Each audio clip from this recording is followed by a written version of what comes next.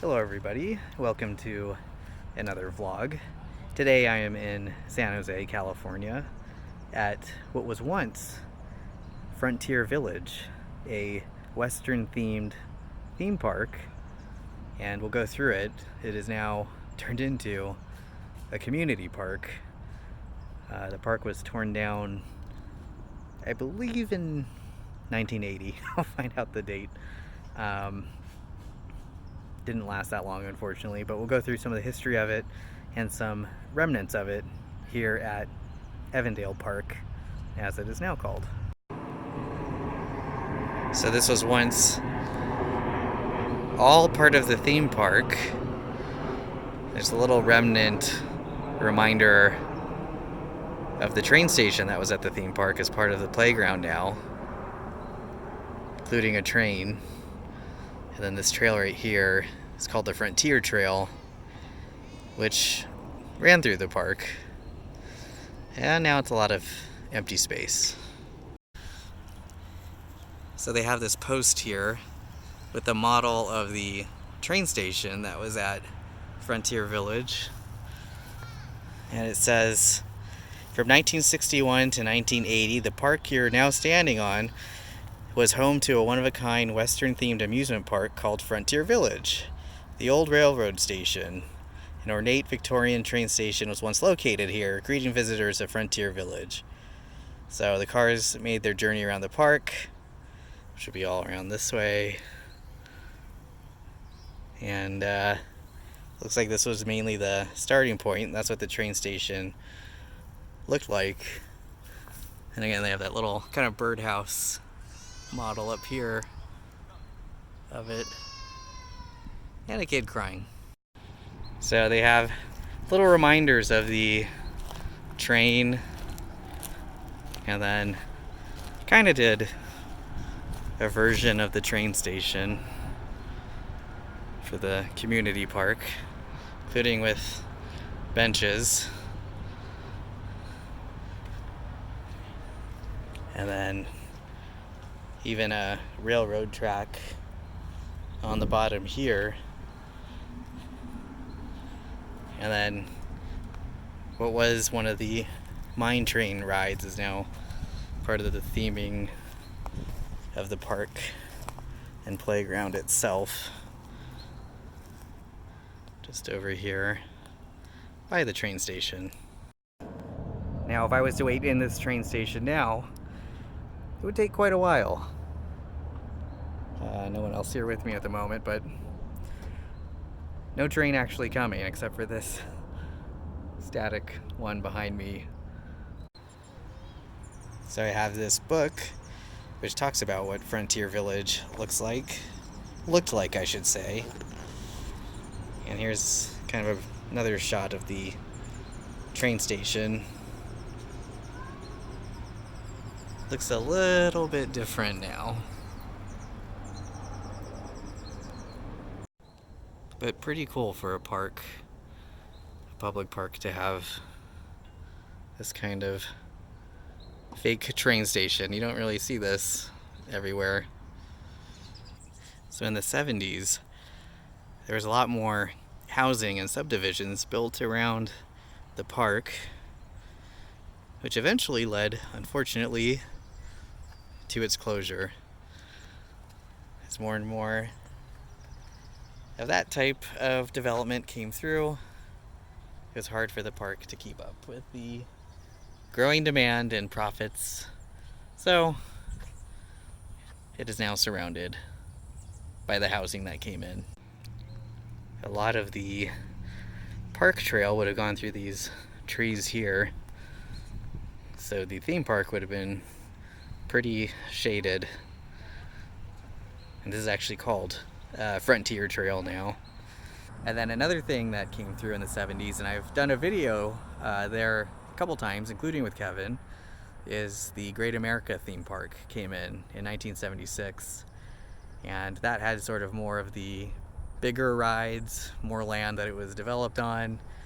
And so that also, between that and the housing, didn't really help Frontier Village with its profits and growth. And unfortunately, a new theme park led to Frontier Village's eventual end.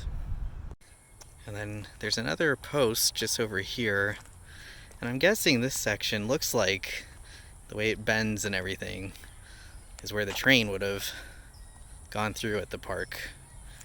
But let's go up here and see what this post, this, I believe, birdhouse, has to say. So this post, which it's funny, has birdhouses. They're very high up, so it's kind of hard to see. But there's a general store in the middle, and what I think is a saloon on the other side. Shows what would have been here, which was the Frontier Village Main Street. So we're currently standing at the site of the old Main Street. Families would stroll down the dusty road to their favorite Frontier Village character, a hot dog, or the cotton candy stand, the general store, Silver Dollar Saloon, trading post, and marshal's office all adorned this charming road, and the gunfighters held their legendary shootouts here.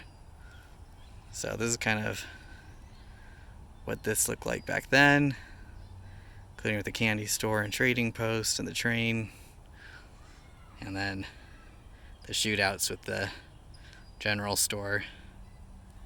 And then now, just a lot of empty space and some swing sets way in the distance. And the train station park I was sitting in is way over there. Okay, then this, which looks a lot like what would be a nest of some kind, is actually supposed to be the Lost Dutchman Mine. So it says, this was once the Lost Dutchman Mine ride.